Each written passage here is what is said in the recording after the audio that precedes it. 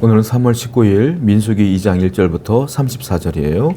여호와께서 모세와 아론에게 말씀하여 이르시되, 여호와께서 모세와 아론에게 말씀하십니다. 어떻게 말하냐면은 이제 이스라엘 백성들 12지파 등에게 명령을 하라. 어떻게 진영을 배치할 것이며 어떻게 행군할 것인가에 대한 순서를 모세와 아론에게 하나님은 말씀하세요. 그리고 모세와 아론은 하나님 말씀을 듣고 12지파의 두령들에게 그대로 전하고, 그 두령들은 또 자기 백성들에게 그렇게 전함으로 그렇게 일률적으로 움직이는 것들을 보게 됩니다. 하나님은요, 하나님의 말씀을 전할 때에 사역자를 세워요. 모세와 아론이라는 사역자를 세워요. 그리고 그 사역자들에게 하나님은 말씀하십니다. 그 사역자들은 하나님의 듣는 훈련을 잘 받은 자로서 잘 듣고 잘 전하는 자가 사역자인 거예요. 여러분, 그렇습니다. 오늘날도 마찬가지예요. 하나님은 사역자를 여러분들에게 세웠어요. 그리고 하나님은 그 사역자들에게 수많은 말씀들을 주십니다. 그 말씀을 받은 사역자들은 오늘날 메시지를 통하여, 설교를 통하여 여러분들에게 전달하기도 하고 기도를 통하여 말하기도 하죠. 그러므로 항상 성도는 세우신 사역자의 말에 귀를 기울일 줄 알아야 돼요. 사역자를 무시하지 마세요. 하나님이 세우신 사람은 이유가 있는 겁니다. 제가 목사이니까 하는 말이 아니라 성경대로 그대로 전하는 거예요. 성경은 항상 사역자를 세우시고 그 사역자들에게 말씀을 하셨고, 오늘날도 하나님은 그 사역자들에게 말씀을 주시고 그 말씀을 전달케 하신다. 그러므로 우리 성도들은, 사역자들은 진실된 자가 되어서 하나님의 영광을 위해 성도들을 사랑하는 마음으로 말씀을 잘 준비하여 전해야 되고, 또 성도들도 사역자가 증거하는 그 말씀들을 잘 듣고 함께 순종하여 교회를 아름답게 세워갈 수 있도록 우리 함께 노력해야 될 줄로 믿습니다. 2절이에요. 이스라엘 자손은 각각 자기의 진영의 군기와 자기의 조상의 가문의 기호 곁에 진을 치되 회막을 향하여 사방으로 치라.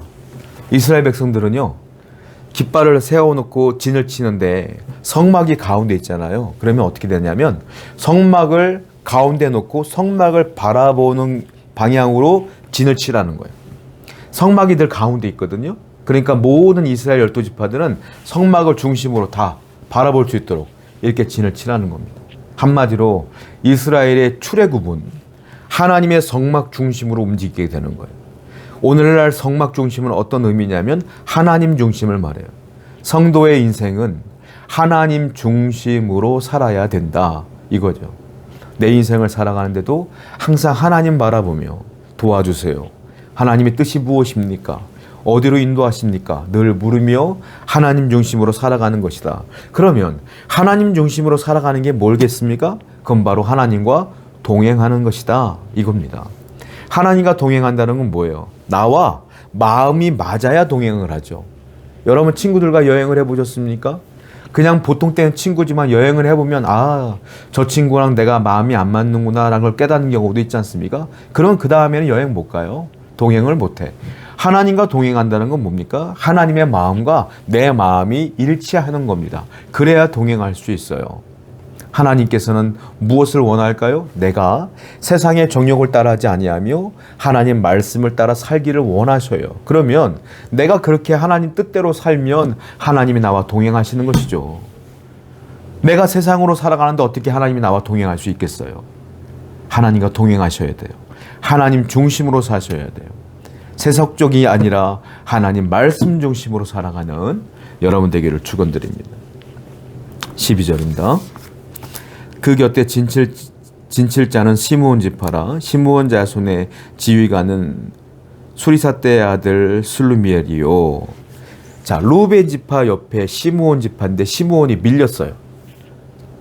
밀렸습니다. 원래 루벤이 장자권을 박탈을 당하면 두 번째 아들이 시므온이었거든요. 둘째 아들이 장자권을 받는 게 맞아요. 그런데 이 장자권이 11번째 아들 요셉에게 흘러갔다고 제가 말씀드렸지 않습니까? 왜 시므온에게 흘러가지 않았을까요? 자, 야곱의 딸이었던 디나가 우리가 알고 있는 것처럼 겁탈을 당합니다. 그때에 시므온이 그 겁탈을 당한 디나의 원수를 갚겠다고 해서 그 겁탈한 민족, 그 부족을 전부 다 몰살시켰어요. 알고 있죠? 세겜 족장을 다 족장을 비롯해서 세겜 사람들을 전부 다 몰살을 시켜버렸어요. 그러니까 내 동생이 겁탈당한 것 때문에 감정이 격분해서 살인을 한 명 한 것도 아니라 부족 전체를 몰살시켜버렸어요. 그게 시므온이에요. 잔인한 성격을 가진 사람이에요. 감정 컨트롤이 안 돼요. 격분해요. 그래서 장자권이 르우벤에게 시므온으로 못 가요. 결국 요셉에게로 가는 거예요. 여러분, 성도는 훈련을 늘 매일 해야 돼요. 어떤 훈련이겠습니까? 격분하는 감정을 다스릴 줄 아는 훈련을 해야 돼요. 하나님의 나라는 내 감정이 있지 않습니다. 감정을 잘 컨트롤하고 격분하지 아니하며 말씀대로 순종하는 자가 하나님의 사람이에요.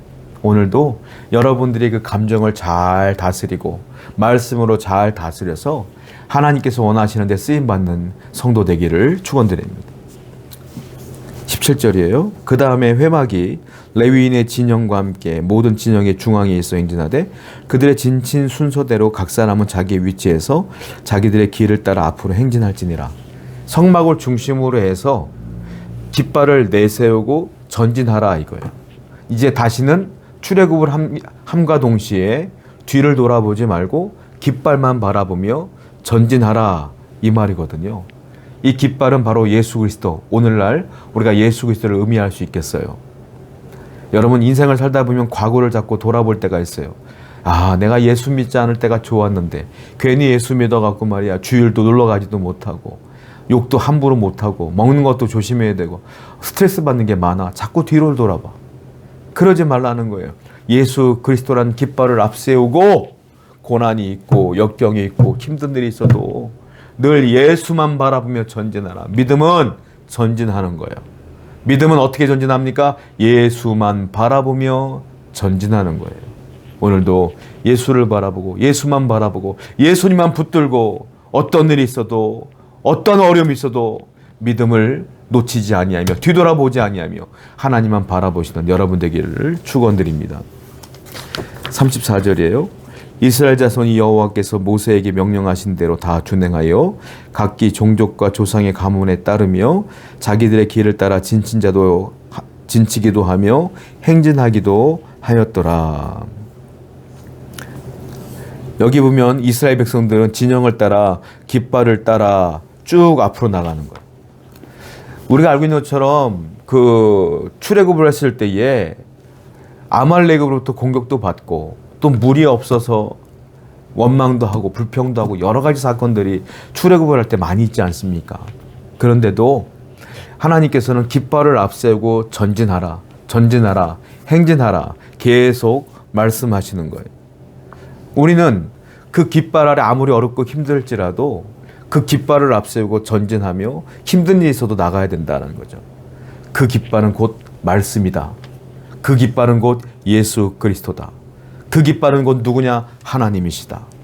성도는요, 그러므로 항상 말씀을 염두에 두고 신뢰하며 나가야 돼요.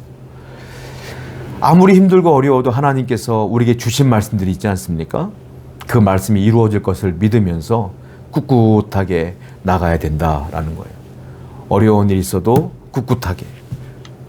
원망과 불평할 상황이 벌어도 하나님께서 말씀하셨으니까 될 거야 라는 믿음으로 감사하며 소망하며 끝까지 나가는 여러분 되어야 될 줄로 믿습니다. 기도하겠습니다. 우리 모든 성도들 늘 하나님 중심으로, 말씀 중심으로, 예수 그리스도 중심으로 이 험한 세상 살아갈 수 있도록 인도하여 주옵소서. 예수님의 이름으로 기도드렸습니다. 아멘.